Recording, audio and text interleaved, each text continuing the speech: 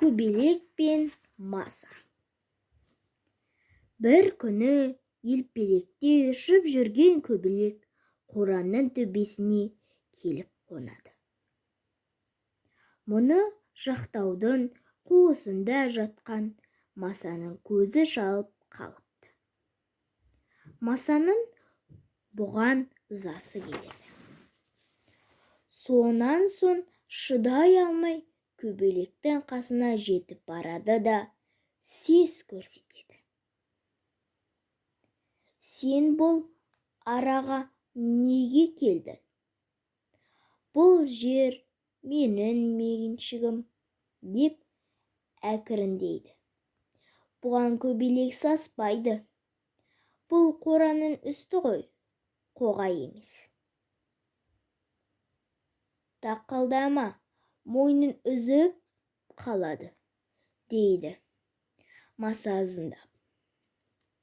Бұған көбелек сақылдай күледі. Күшің жетсе әрине, мен саған көресінді көрсетемін, дейді Маса ызалақтап. Мына ұзын тұмсықты қалың теріне сұғып жіберіп, қаныңды сорып аламын. Мұнына сенбеймін, дейді көбелек, әдейі қарсыласып.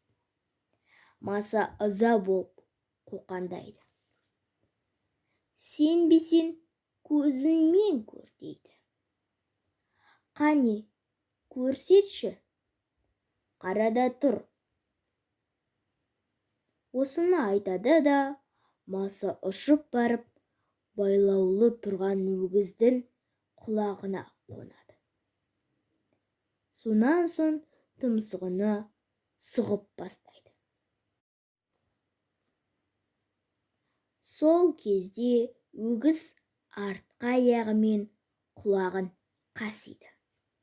Маса теріге сұққан тұмсығын қайта шығарып үлгергенше тұяқ тиіп мыжыланып қалады.